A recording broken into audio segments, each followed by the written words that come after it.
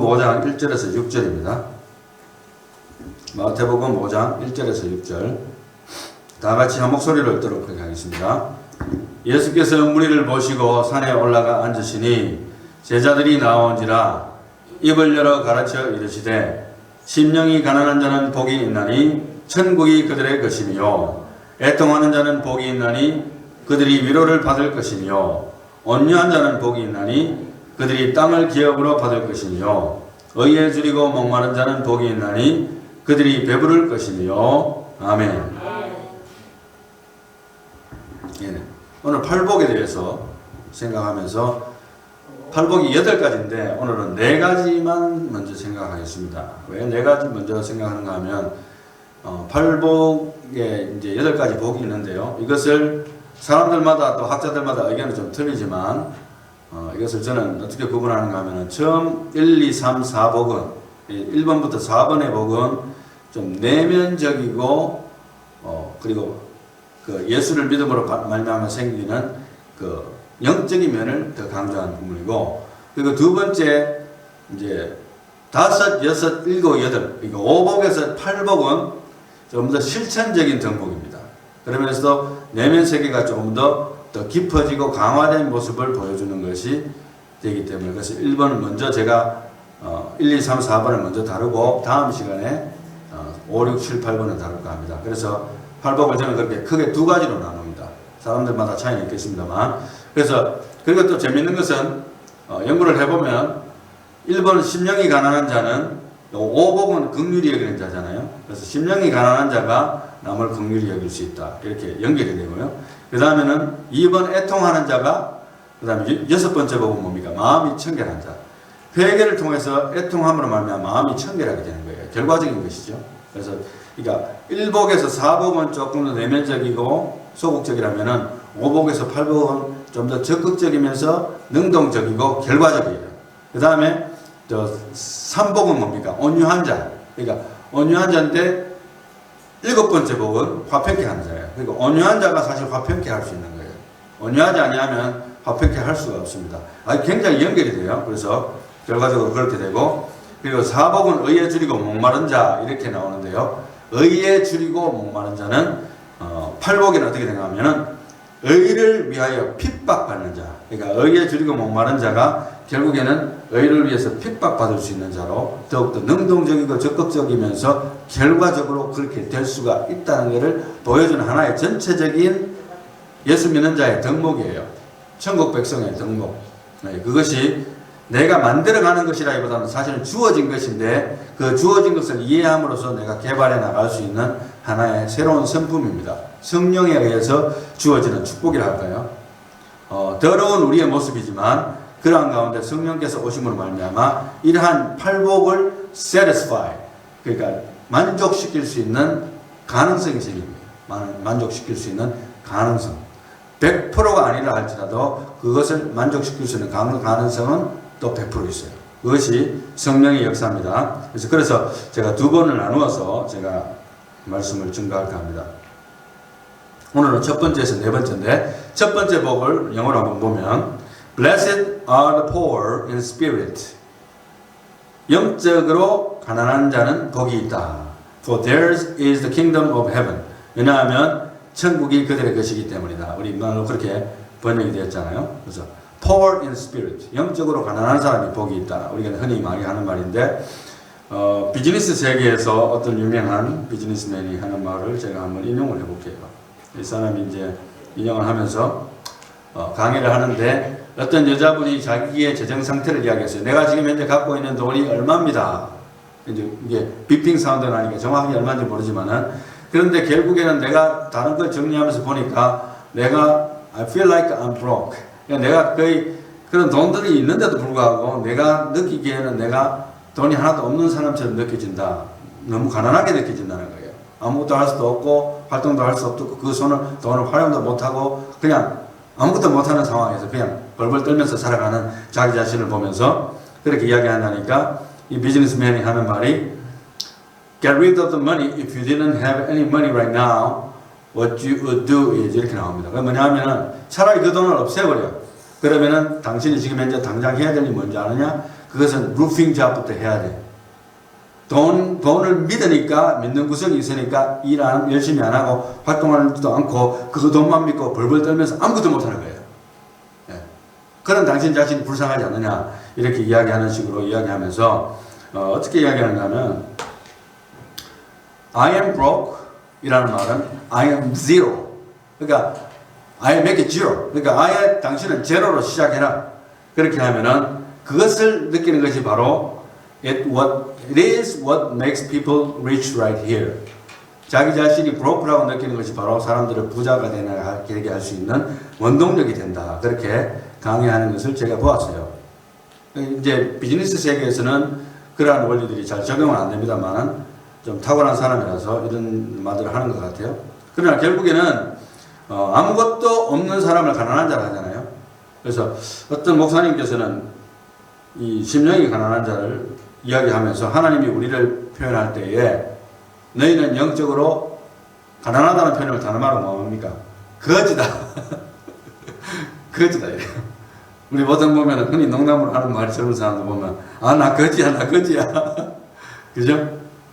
열심히 일하고 돈을 버는 것 같은데 거지라는 거예요. 돈이 하나도 없고 어디로 갔는지 모르겠고 다 쓰고 나오면 페이먼트 다 끝나고 나면은 돈 남는 것도 없고 그죠? 그러면서도 몇만 불 세이브 했는데도 불구하고 거지라고 이야기합니다. 그래서 어디까지가 거지의 선인지 저는 모르겠어요.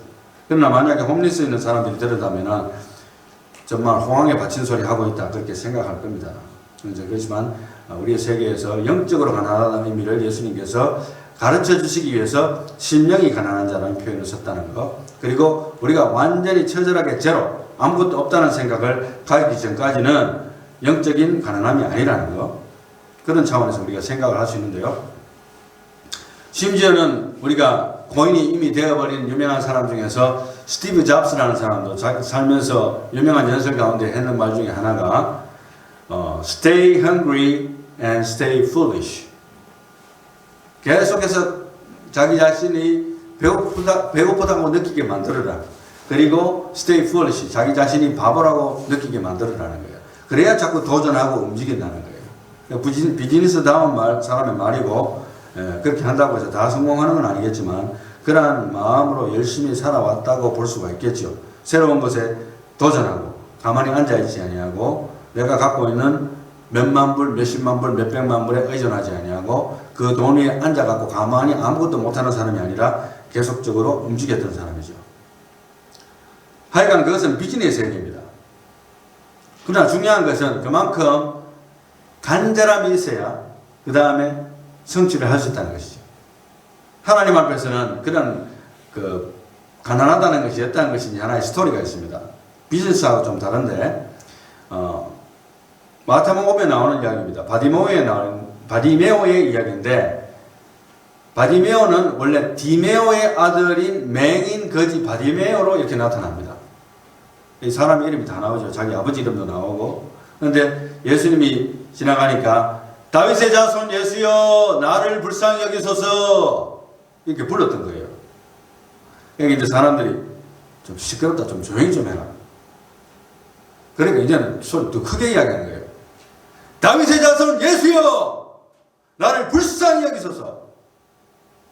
이제 귀가 찢어지게 아프겠죠. 그런데 예수님께서 머물러 서서 불러오라 했어요. 그러니까 맹인을 불러오니까 안심하고 일어나라. 그가 너를 부르신다 하니까 오니까 예수께서 물으십니다. 내게 무엇을 하여 주기를 원하느냐 하니까 맹인이 말하되 선생님이여 보기를 원하나이다. 그하면 적겠죠. 예수께서 이르시되 가라 내 믿음이 너를 구원하였느니라. 아멘. 그가 곧 보게 되어 예수를 길에서 따르니라. 홈리스의 거지의 맹인까지. 여러분 몸이 나빠지면 불구조가 됐는데 아무도 도와주지 않고 그렇게 하다 보면 길거리에 사람이 될 수도 있어요. 사람이다 보면 그런 사람이 하루아침에 눈을 보았을 뿐만 아니라 누구의 제자가 됐습니까? 예수님의 제자가 됐어요. 여러분 예수님의 제자가 12제자만 있는 것이 아니거든요. 그 즉시로 눈을 보게 되고 예수님을 길에서 바로 따랐어요. 지금까지는 눈도 못 보던 거지였는데 새 삶이 열렸잖아요. 그의 마음이 심령이 가난하지 않았다면 조용하게 살다가 갈란다. 나사렛 예수든 뭐든 내하고는 상관없는 일이야. 이런 믿음을 가졌다면 과음도 치지 않았을 거예요. 그러나 과음 쳤잖아요. 나를 불쌍히 여기달라고. 다윗의 자손이었어요. 네 믿음이 너를 구원하였느니라. 예수님의 말씀이 항상 이렇게 말씀하신 건 아닙니다. 병 고치실 때. 그러나 예수님께서는 때로는 네 믿음이 너를 구원했어. 이렇게 표현합니다. 여러분 믿음이 얼마나 중요한지 몰라요. 어떤 기적을 일으키는 데 있어서 병 고치는 은사를 가진 사람이 있고 또 기도를 많이 하시는 분이 있어도 믿음이 없는 데서는 별 소용이 없어요. 안 믿는데 뭐. 그러나 별로 능력이 없는 저 같은 사람이 설교하는데도 믿음 있는 성도들이 나와서 기도하는 가운데 능력이 나타날 수 있는 것이 그 성령의 이치예요. 믿음이 역사입니다. 자, 그리고 이제 심령이 가난한 자 이 어느 정도 하셨죠. 심령이 가난해야 천국이 너희 것이라는 말. 우리의 마음속에 간절함이 있어야 되고 그것이 없다면 정말 그 갖고 있는 모든 걸 다 팔아서라도 그 마음을 유지시켜야만 우리가 영적으로 올바로 될 수 있다. 이게 첫 번째 원리고요. 그 다음에 두 번째 복은 뭐냐면 Blessed are those who mourn, for they shall be comforted. 이 mourn이라는 것은 슬퍼하면서 운다는 거예요.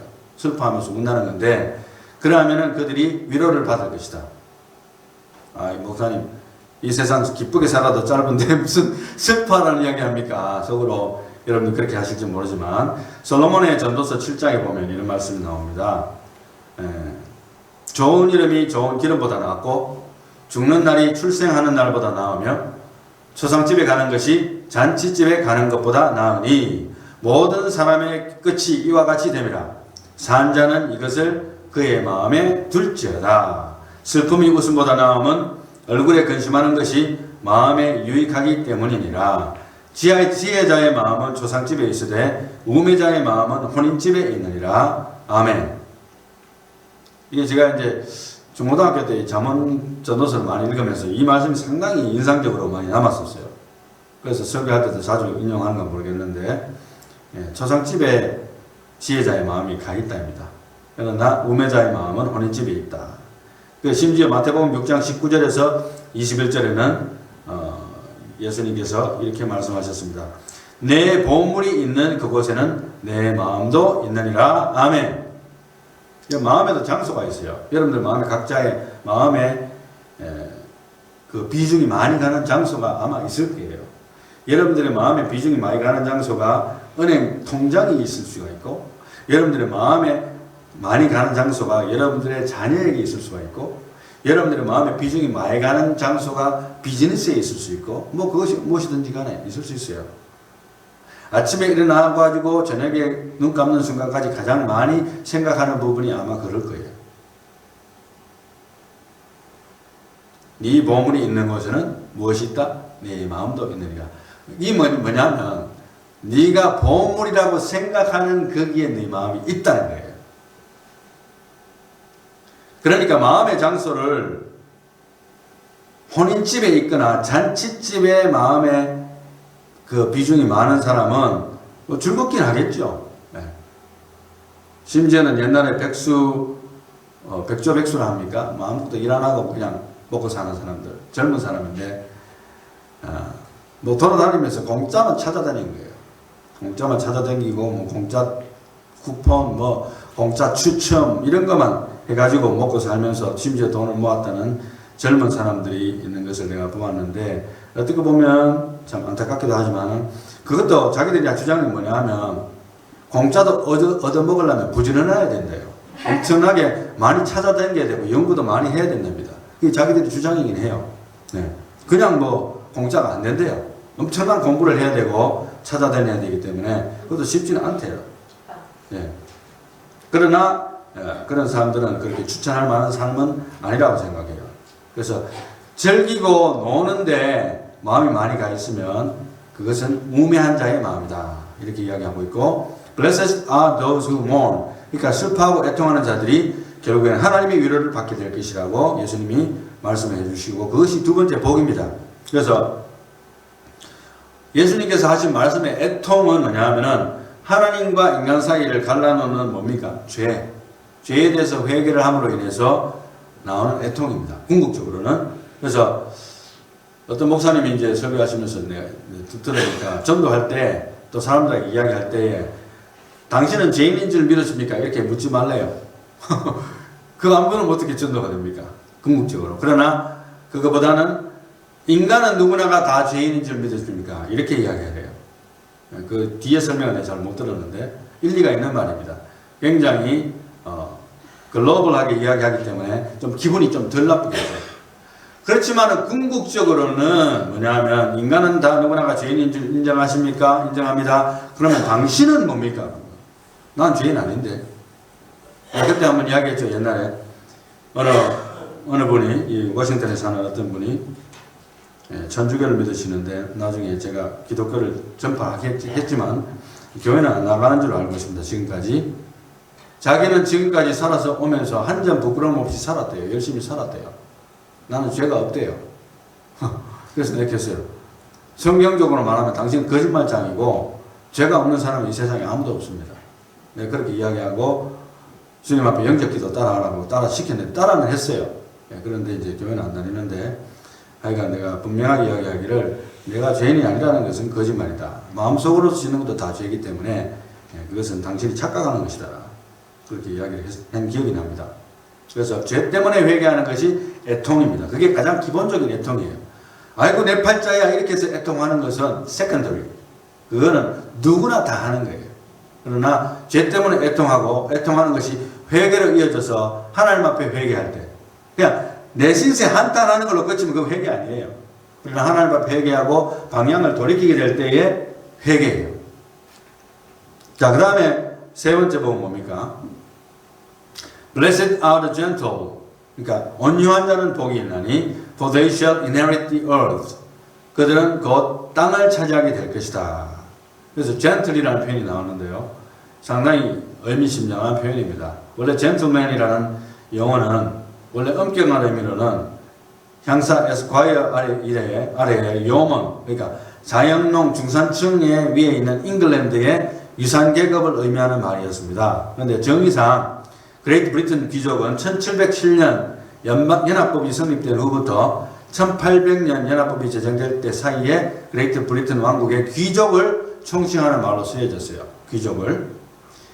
그리고 이 젠틀맨이라는 카테고리는 영국 귀족의 아들의 아들까지 그리고 준남작의 아들까지 세습이 되는 기사, 그리고 나이트를 하죠. K-N-I-G-H 그리고 향사, 에스콰이어까지를 포함하고 있다. 그리하여 이 용어는 잉글랜드 귀족 구성원과 공유하는 젠틀리 계층의 모든 사람을 가리키게 됐다. 이런 의미에서 이 용어는 프랑스어의 귀족이라는 의미의 장띨 업무라는 말과 유사하다. 이렇게 되어 있어요. 그리고 오늘날에는 뭡니까? 오늘날에는 그 젠틀맨이라는 용어는 보통 선하고 예절이 받은 신사 이런 의미로 쓰여지게 됐어요.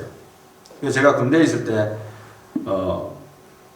NCO 회의를 하는데 하사관들 회의를 하는데 제가 참석을 한번 해봤습니다. 자주 참석을 했었는데 코소보 있을 때 하는데 1등 상사가 이렇게 사람들 쭉 이렇게 있으면은 첫 마디가 gentleman 이렇게 시작합니다. gentleman을 영어로 보통 보면은 gentleman 이렇게 이야기하거든요. 우리는 좀 강하게 발음하는데 gentleman 하고 이렇게 부를 때 그러니까 신사들이요 이런 식으로 부르는 거예요. 말하자면은 그러니까 한국 같으면은 부하들 뜨겠는데 신사 이름을 이렇게 안 하거든요. 영어는 굉장히 글로벌하게 많이 쓰기 때문에 군인들 사이에서도 전체적으로 이야기할 때는 gentleman이라는 말을 많이 써요. 굉장히 존중해주는 표현이에요. 그래서 군대에서도 이런 말 쓰는구나 나 그때 처음 알았어요. 그래서 상당히 듣기가 좋았습니다. 그래서 이러한 말들이 우리 그리스도인들에게 적용된다면 얼마나 좋을까. 그래서 그리스도인들 equal gentlemen, ladies and gentlemen 하잖아요. 근데 이제 lady의 그 특별한 존칭으로 한다면 뭐 first lady도 붙일 수 있고 하겠지만 특별히 남성에 의하자면은 gentleman이라고 쓰는 표현들이 상당히 괜찮다 이런 생각이 들었고 신사답다는 표현들이 그렇게 해서 나오는 거예요. 그런데 이거는 뭐냐 하면 물론 천국에 대한 이야기를 지금 계속 하고 있는데 천국 백성의 삶을 이야기하고 있는데 온유한 자는 복이 있나니 그들이 뭐를 받을 것이며 했습니까? 땅을 기업으로 받을 것이며 이것은 상당히 세상과 좀 안 맞는 면이 있어요. 보세요. 내가 온유하고 착하고 성품을 유지하고 가만히 앉아 있는데 남들이 와서 나를 다 뺏어가 버리네. 약탈자들이 와서, 쉽게 말하면 영어로 하면 predator를 하죠. predator. 약탈자. 그죠? 약탈자들이 와가지고 다 약탈을 해버려요. 나는 온유한데, 나는 겸손한데. 지난번에 이야기했듯이 내가 칼을 가지고 있지 않을 때 일어나는 현상이라고 제가 말씀을 드렸었습니다. 미국이 칼을 버렸을 그 순간에 어떤 일이 생길지도 제가 말씀을 드렸습니다. 우크라이나 수도 키이우 북부의 데미디우 마을은 러시아의 침공이 개시된 이튿날에 물이 잠겨버렸어요.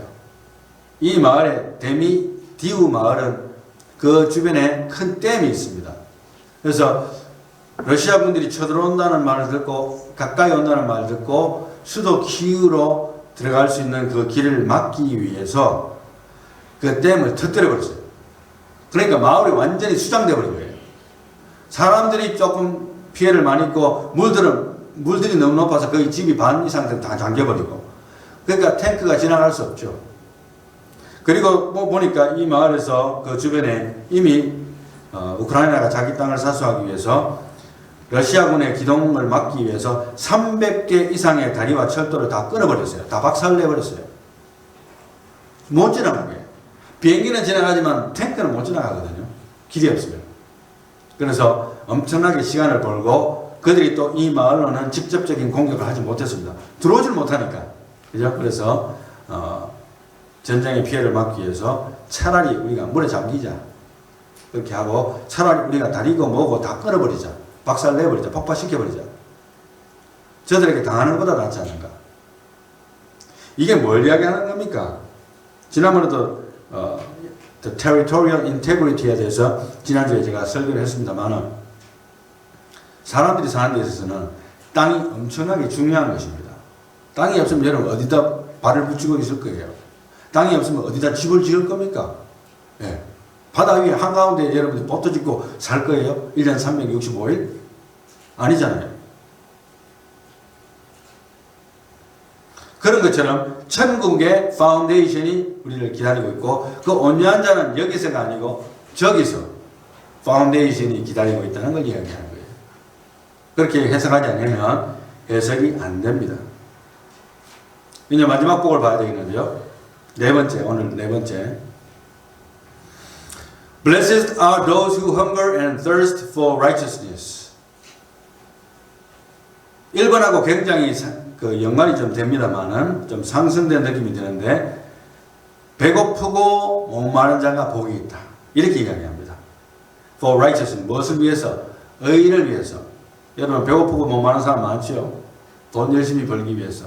젊은 사람들도 그렇고 많은 사람들이. 그리고 좀 더 가지기 위해서, 좀 더 편안하게 살기 위해서.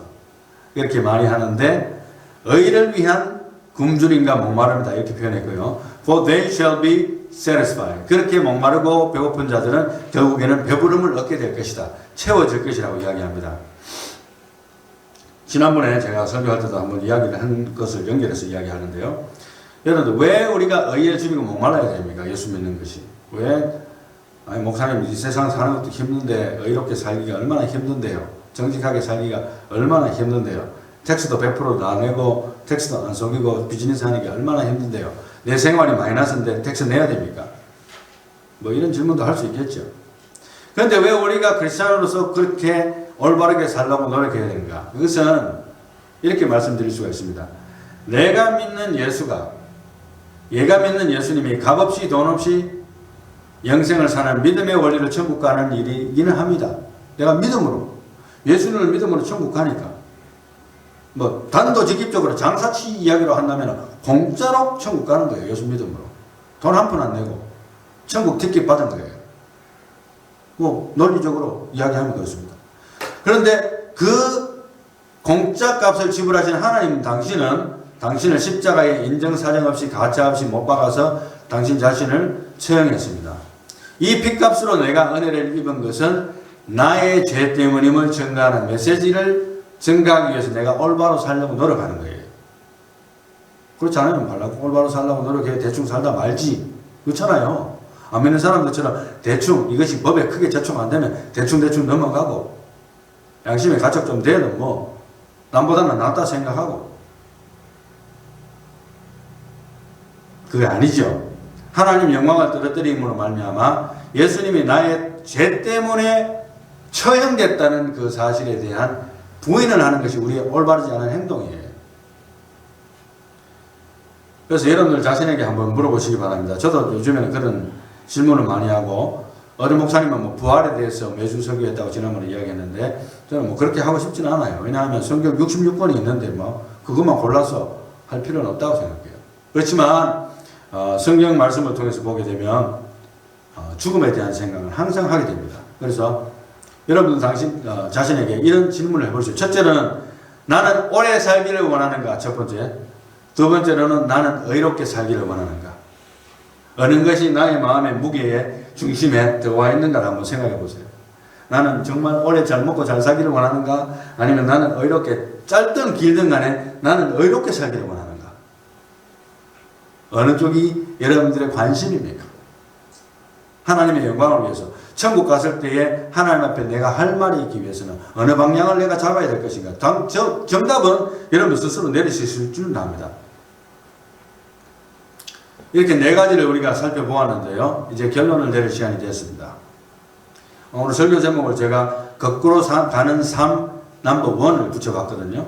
넘버 1, 거꾸로 가는 삶 넘버 1. 다음 시간에는 거꾸로 가는 삶 넘버 2가 될 겁니다. 그래서 5복에서 8복, 5, 6, 7, 8 네 가지를 살펴보기로 하는데, 아까 말씀드린 대로 거꾸로 가는 삶 1번은 내면 세계의 방향을 세상과 반대로 잡아가는 거예요.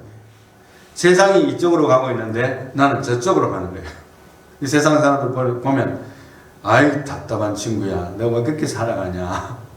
어떻게 보면은 왜 꼭 막힌 친구야, 내가 왜 그렇게 살아가냐. 그러나 결국에는 세상 사람들도요, 올바르게 살아가려고 노력하는 사람들은 나중에는 그 덕을 보더라고요.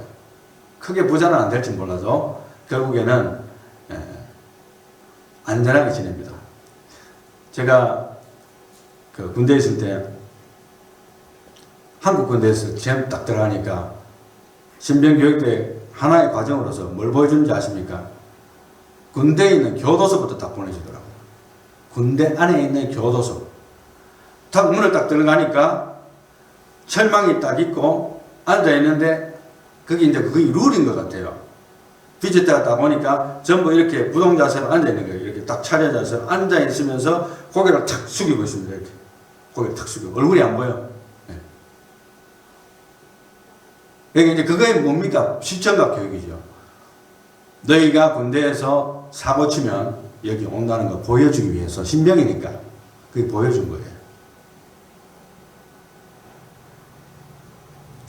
그러니까 어떻게 보면 사고 안 치는 게 엄청 중요한 거예요. 그러다 보니까 사고를 치더라도 마음에 청결하게 노력하는 사람들은 큰 사고를 안 치는데, 마음에 계속 부글부글 끓고 군대에서도 자기 마음을 분을 채우지 못한 사람들이 큰 사고를 또 치게 되더라고요. 그래서 제가 있는 부대에는 그런 일이 있지 않았습니다만은 가끔 가다가 그런 일들이 생기더라고요. 사건 사고들 군대에서도 전파하거든요. 그래서 군인들 교육을 위해서 이야기하는 것을 보았습니다. 그래서 제가 왜 이런 이야기 하는가 하면, 여러분들 남편이 돈 좀 적게 번다고 또 아내가 돈 좀 적게 번다고 너무 갈구지 마세요. 그러다 보면 남자가, 아니면 자기 와이프가, 비즈니스 하는 아내나 남편이 조금 변수를 써서라도 돈을 많이 벌고 싶은 욕심이 생길 수가 있어요. 그러다 보면 좀 잘못하잖아요.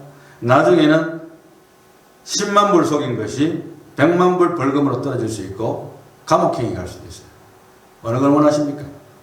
좀 적게 벌어도 올바르게 사는 것을 노력하는 사람이 안전한 거예요. 할렐루야. 그래서 우리가 믿는 사람들이든 믿지 않는 사람들이 이 세상에도 마찬가지예요. 천국에 가서도 마찬가지고, 내가 지금 왜 올바로 사느냐? 하나님께서 주시는 축복이 있기 때문에 노력하는 것이죠. 그래서 첫 번째 복은 심령이 가난한 자는 복이 있나니 천국이 저희 것이며, 세상과 반대죠. 세상은 부자가 되기만 하는데 마음에 가난해야 된다고 했고, 두 번째로는 애통하는 자는 복이 있나니 그들을 위로를 받을 것이며, 세상과 방향이 반대입니다. 그죠? 거꾸로 가는 거예요. 세 번째는 온유한 자는 복이 있나니 그들이 땅을 기업으로 받을 것이요. 국가에 대한, 통치에 대한 개념이 아니고 마음을 다스리는 의미에서 온유한 자를 이야기하는 거예요. 여기서는 자기 주장을 내세우고 자기 것을 뺏어라. 심지어는 이런 말 하잖아요. 집 앞그릇도 못 챙기는 게 무슨 큰 소리냐고. 이런 말 많이 하잖아요. 그러나 때로는 믿는 자들이 올바른 일을 위해서 예수 그리스도의 이름을 위해서 손해를 보는 데 대해서 우리가 마음에 격려를 할 줄 모른다면 아직도 이걸 모르는 거예요. 그리고 네 번째 복은 의에 줄이고 목마른 자를 복이 있나니 그들이 배부를 것이며, 이것은 간절하게 하나님의 의를 사모하는 삶입니다. 그것이 뭐냐 하면 예수님이 죽으신 목적이 물론 죄 때문에 우리 지옥 가는 걸 건졌기도 하지만 그 지옥 가는 배후에는 우리의 죄가 있기 때문에, 그래서 죄를 미워하는 마음을 가지는 것으로 살아가고 그것을 멀리하고 올바로 살려고 노력하는 그 간절한 마음들이 있을 때에 그들이 배부를 것이며 하나님께서 채워주신다는 겁니다. 결론적으로 말하면 왜 내가 이 네 가지 복들, 심령이 가난하고 애통하고 온유하고 의에 줄이고 목마른 거, 세상 사람들이 별로 관심 없는 거, 그냥 TV 틀어놓으면 그냥 바로 꺼버리는 메시지인데 별로 재미도 없는데 왜 그것을 추구하고 살아가야 되냐. 그 이유는 이 모든 나의 삶의 방향성이 곧 내가 세상에 던지는 메시지가 되기 때문이에요. 여러분, 우리가 아무렇게 사는 것이 믿지 않는 사람들에게 아무 메시지도 되지 않는다면 모르겠지만 그것은 큰 메시지가 되더라고요. 그래서 항상 행동거지를 조심을 해야 됩니다. 예수님이 저와 여러분을 위해서 죽으셨습니다. 왜? 죄와 형벌로부터 구하시기 때문입니다. 그것이 바로 예수님의 죽으심의 의미입니다. 그래서 영어로 이런 말이 있어요. Action speaks louder than words. 행동은 말보다도 더 크게 말한다. 우리 보통 보면 제가 한국에 있을 때부터 들었던 말입니다. 이게 참 안타까운 말인데 믿지 않는 사람들을 입에서 이런 말을 많이 하더라고요. 예수쟁이들은 물에 빠지면 입만 동동 뜬다고, 말밖에 안 한다고. 그것이 그 사람들의 만약에 이미지에 비춰진 말들이라면 어디서 우리가 거기에서 떨어졌을까 한번 되돌아볼 만한 생각을 해볼 수 있지 않을까요? 안 믿는 사람들 비난하기 전에, 그죠? 내가 뭐가 잘못됐지?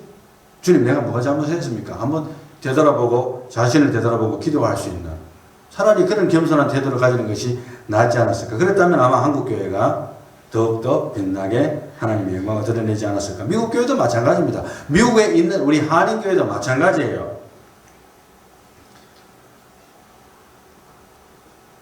제가 언젠가 홍 집사님하고 이야기하면서 제가 느낀 것이기도 합니다만은, 미국에서 목회하는 저 같은 사람이 어떤 의미에서는 선교의 사명을 감당하고 있다고 제가 정리가 좀 됐다고 한번 말씀을 드린 적이 있어요.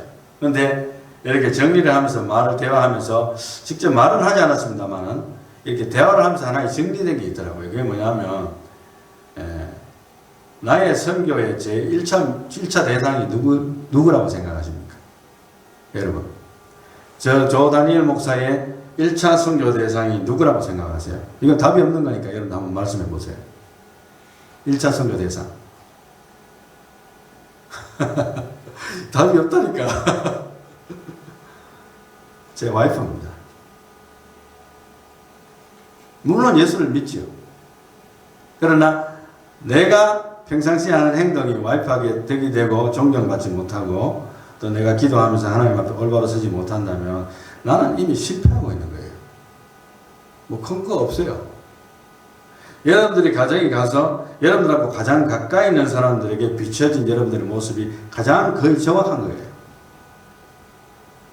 여기에서 제가 여러분들에게 비춰지는 모습과 제가 가정에서 비춰지고 제가 일터에서 비춰지는 모습은 다를 수 있어요. 그래서 항상 저는 그것을 내 자신에게 리마인드 하기로 했습니다. 나의 1차적인 선교 대상은 내 와이프고 내 가정이다. 만약에 내 가정을 먼저 다스리지 못하면 나는 이미 실패하고 있는 목회자고 이미 실패하고 있는 선교사예요. 자기 가족을 돌아보지 않는 자는 뭐라 했습니까? 믿지 않는 자보다 악하다 했어요. 그런데 돌아본다는 의미가 뭡니까, 여러분? 나 열심히 돈 벌었어. 내 할 일 다 했어. 내 집에 왔으니까 나 아무것도 안 할래. 내 가족들에게 비춰지는 나의 모습이 곧 나의 선교입니다. 할렐루야. 여러분, 거기에서 실패하면요 다른 어떤 걸 해도 사실은 실패해요. 난 그렇게 봅니다. 왜냐하면 가장 정확하게 평가되어지는 것이 가정이고 심지어 여러분 자신입니다. 아내나 남편도 또 상대방에 대해서 모르는 부분이 있을 수 있어요. 같이 한 집에 살아도. 그러나 나 자신에 대한 성교가 사실은 넘버원이에요. 제로로 할 수 있게 제로. 그만큼 중요한 거예요. 그 다음에는 내 가족이 대상으로 따진다면. 그러나 엄격하게 말하면 내가 나에게 성교하는 것이 실패한다면 이건 다 무너진 거예요. 이미 다 필요 없어요. 그래서 여러분들의 기준점이 어디 있는지 모르겠지만 나 자신이 1번이고 그 다음에 2번은 내 가족이다. 내 가족 안에서의 내면 세계의 방향성을 세상과 반대로 잡아서 내가 거꾸로 가는 삶을 제대로 살고 하나님 말씀으로 살아가느냐. 이것이 바로 키포인트입니다. 오늘 성경 말씀의 핵심은 뭐냐 하면 결국에는 이렇게 결론을 내리겠습니다. 마태복음 21장 아버지와 두 아들의 이야기가 나오는데 포도원 일을 하라고 아버지가 아들에게 명령을 했어요. 첫째 아들에게 이야기하니까 아버지 내가 가지요. 근데 가는데 가만히 생각해 보이긴 해. 내가 말라고 그렇게 해. 안 간 거예요. 근데 두 번째 아들은 아버지가 일을 시키니까 아버지 저발 좀 일 좀 시키지 마세요. 내가 일하라고 태어났습니까? 화를 버럭 내놔놓고 가면서 마음에 뉘우침을 하고 가서 포도원에 가서 일을 했습니다. 그래서 예수님께서 말씀하시기에 이 두 아들 중에서 누가 순종했냐? 두 번째 아들이지요. 여러분 때로는 우리가 불평하고 싶고 마음에 내가 왜 이걸 해? 내가 왜 이런 식으로 세상 살아야만 되고 내가 왜 손해만 봐야 돼? 할지 모르지만은 그러나 하나님의 뜻에 순종하는 사람은 1번, 2번, 3번, 4번의 복과 같이 세상과 거꾸로 가는 것을 연습하는 사람입니다. 무엇을 위해서? 천국의 상을 받기 위해서. 이 세상의 기준이 아니라 천국의 기준을 삼고 살아가는 저와 여러분들이 다 되시기를 예수님의 이름으로 축원합니다. 기도합니다. 하나님 감사합니다. Action speaks louder than words라고 했습니다. 우리의 행동이 얼마나 우리의 말에 미치는지 되돌아본다면 매일매일 실패하는 삶을 살았습니다.